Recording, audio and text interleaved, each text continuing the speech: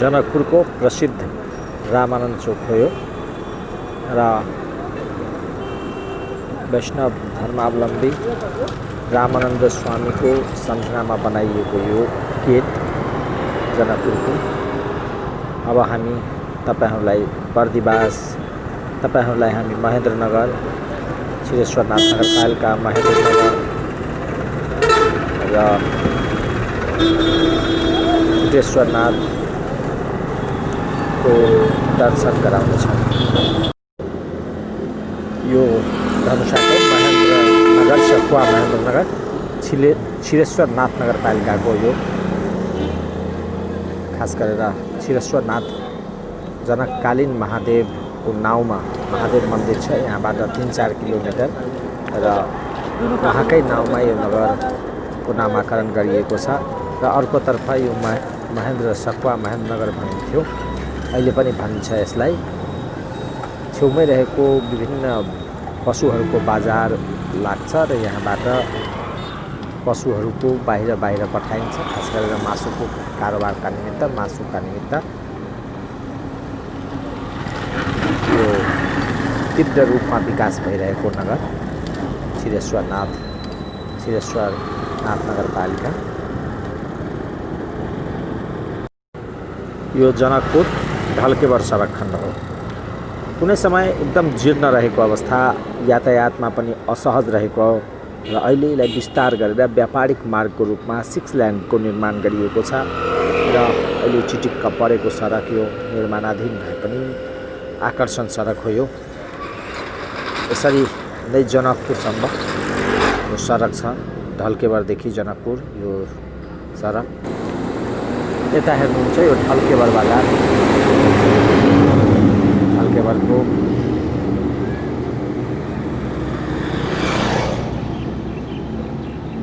वृक्षारोपणहरू गरिएको छ सडकको बिचमा।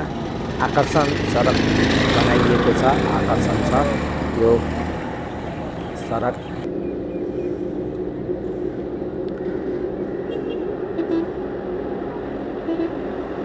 जनकपुरदेखि ढल्केवरसम्म आउन जीर्ण अवस्थामा सडकमा कम्तीमा पनि आधी घन्टा 1 घन्टासम्म लाग्ने, 35 मिनट 40 मिनटसम्म लाग्ने गर्थ्यो। अहिले सहज भएको छ, 15 देखि 20 मिनटसम्म यात्रा गरेर जनकपुर पुग्न सकिन्छ र जनकपुरबाट यो ढल्केवर आउन सकिन्छ। सहज भएको छ सब साधारणको निमित्त।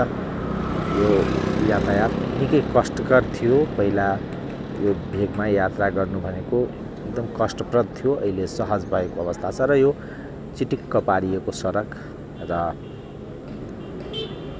यसरी सडकमा व्यस्तताको बीच सवारी साधनको ओहोर दोहोर भइरहेको छ। व्यस्तता पनि बढेको छ सडक फराकिलो भएसँगै।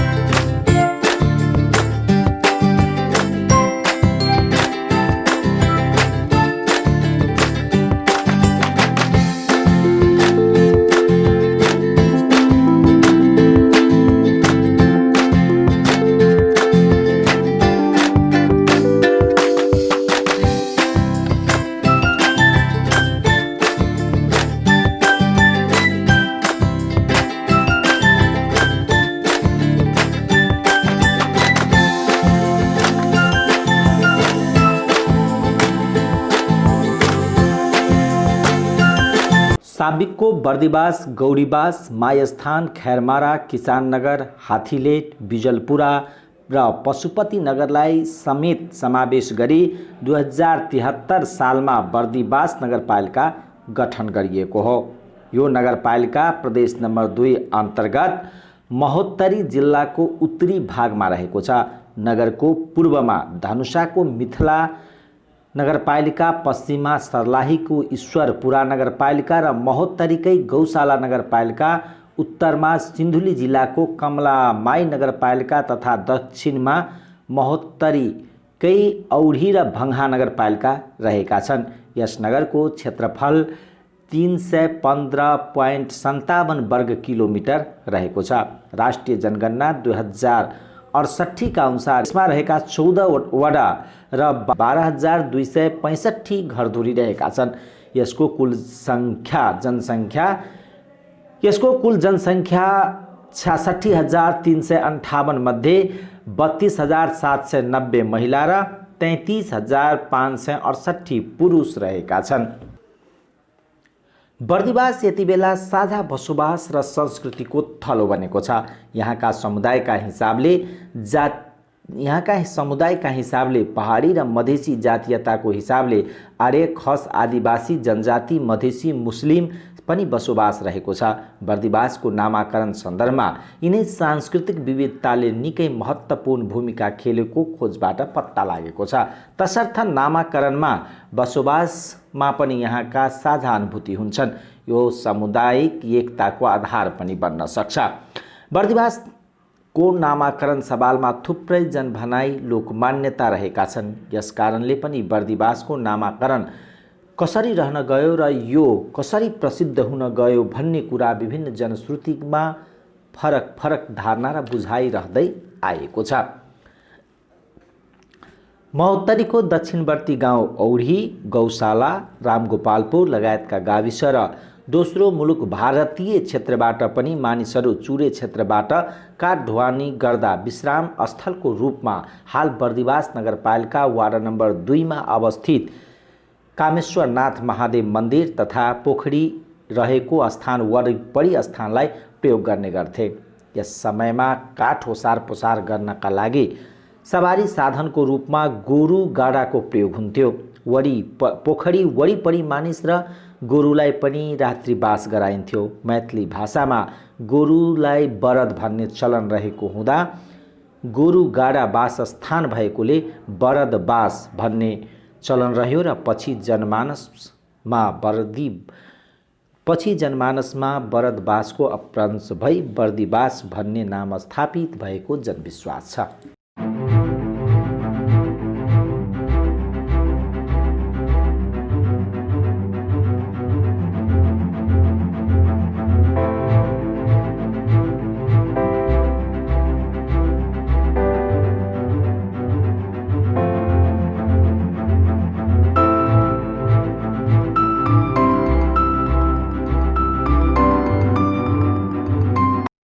यो बाबा तुटेश्वरनाथको मन्दिर यो भित्र पर्दछ, बीच जङ्गलतिर रमणीय स्थानमा। तर त्योभन्दा अगाडि यो प्रवेशद्वार निर्माण गरिएको छ, खास गरेर मेन हाइवेमा। यो राजमार्ग बीच यसरी अहिले सवारी साधनहरू आवत जावत गर्छन्। यसरी बीच जङ्गलमा यो बाटो छ, यही मेन हाइवे हो। खास गरेर यहाँबाट काठमाडौँ त्यसपछि विभिन्न जाने जनकपुर, बर्दिबास लगायतको ठाउँहरू यसरी रमणीय स्थल छ यो हाइवे।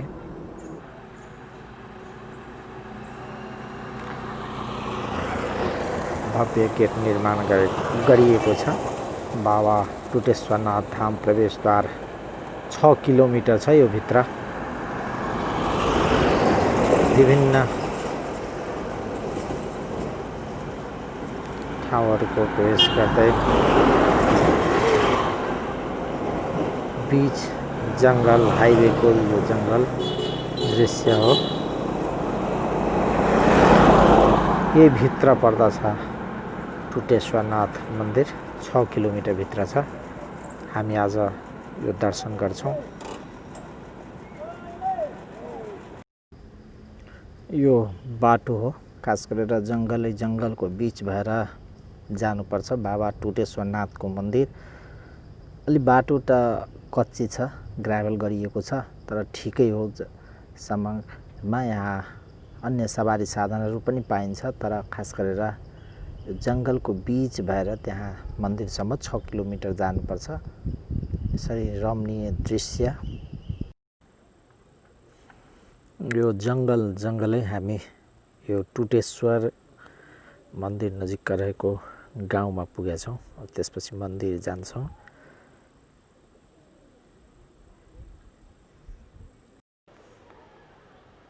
हामी अब पुगिसकेका छौँ यो मन्दिर बाबा टुटेश्वरनाथको। अब यो माथि चढ्ने बाटो छ, चढ्छौँ।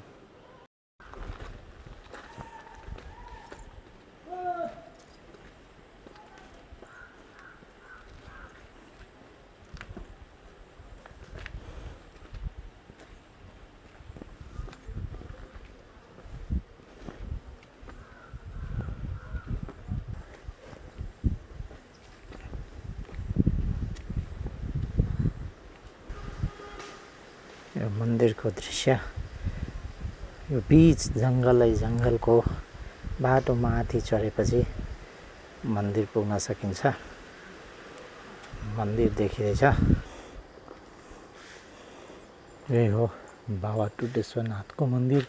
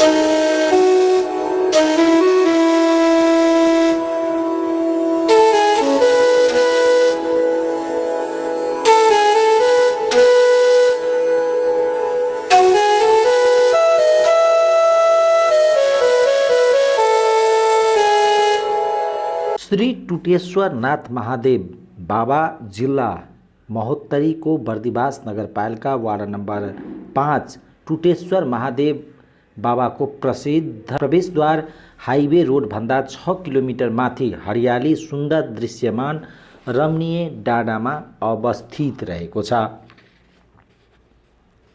किंवदन्ती अनुसार प्राचीन समयमा एक बसहाले स्थानीय किसानको बाली खाँदै गर्दा उक्त किसानले बसहालाई लखेट्न थाले र रिसले चुर भई खुकुरी प्रहार गरे। बसहाको कान टुट्यो। भगवान रूपी बसहा भाग्ने क्रममा जङ्गल प्रवेश गरी अदृश्य हुनुभयो।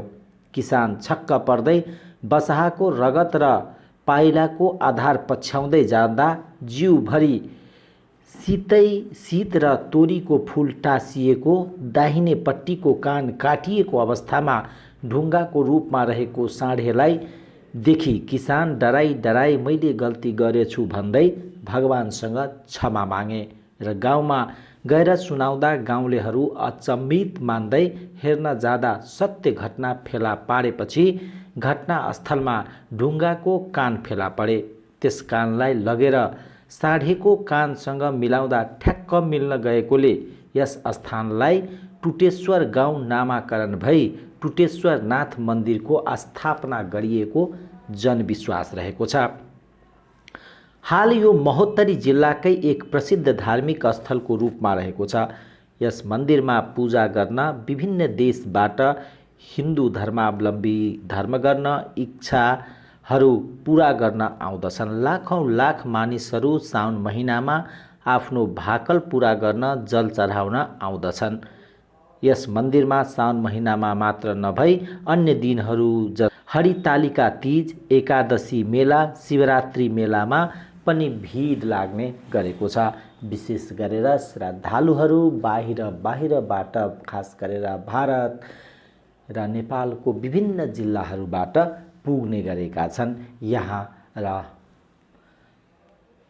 यस मन्दिरको ऐतिहासिक महत्त्वतालाई थाहा पाएर बाहिरबाट पनि श्रद्धालुहरू यहाँ पुग्ने गरेका छन्। केना भेल एकर उत्पत्ति? इस पनि जमाना को उत्पन्न अपने के ये करना है। वो जो तो पखल देखी थी ना पहला मंदिर के जमे पखले बाबू। हाँ मंदिर के पखल के खोजल के मंदिर के केना भेल? अब कौन जमाना में के खोजल की कोई ठिकाना नहीं, ठिकाना नहीं। हमसे तो ये देख रही ना बाबा बैठा है के अपने के पूजा करी छी?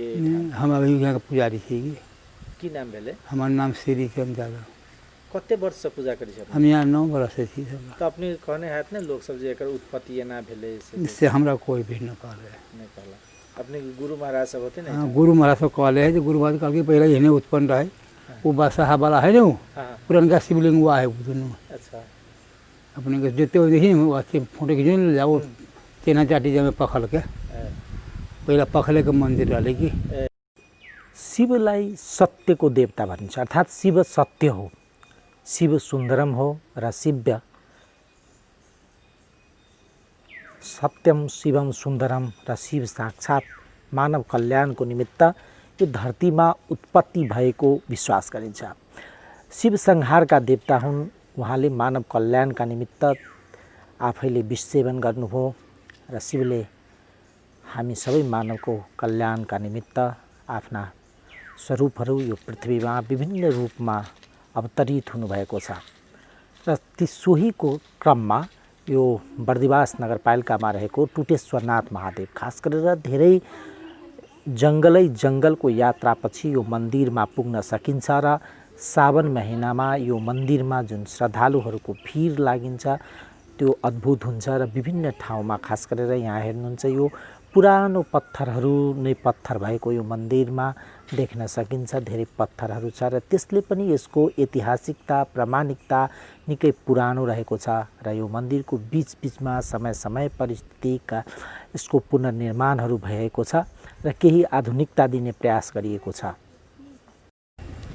मानव कल्याणको निमित्त भगवान शङ्करले यो धरतीमा अवतार लिनुभयो र उहाँले समयमा मानवको निमित्त कल्याणका निमित्त र विविध रूपमा उहाँलाई पूजित गरियो हाम्रो समाज हामीले।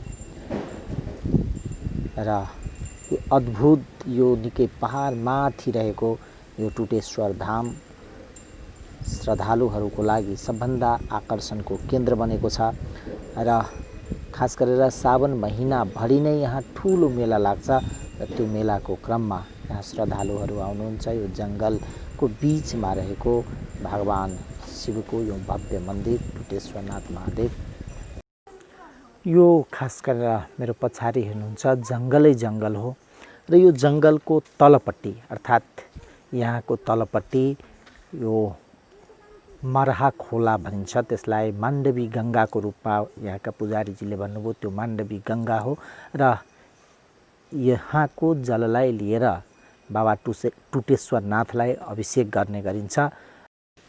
तपाईहरूलाई हामीले यो टुटेश्वरनाथ महादेव मन्दिर छ त्यसको दर्शन गरायौँ।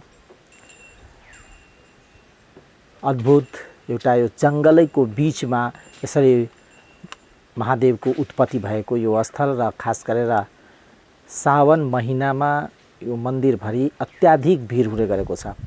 यहाँका पुजारीहरूका अनुसार यो आपरूपी उत्पन्न भएको महादेव हो र यहाँ साउनभरि नै ठुलो मेला लाग्छ र साउनभरिको मेलामा श्रद्धालु भक्तजनहरू टाढा टाढा भारत, नेपाल र नेपालको पनि र भारतको पनि विभिन्न जिल्लाहरूबाट श्रद्धालुहरू यहाँ दर्शनको लागि पूजापाठका लागि आउनुहुन्छ।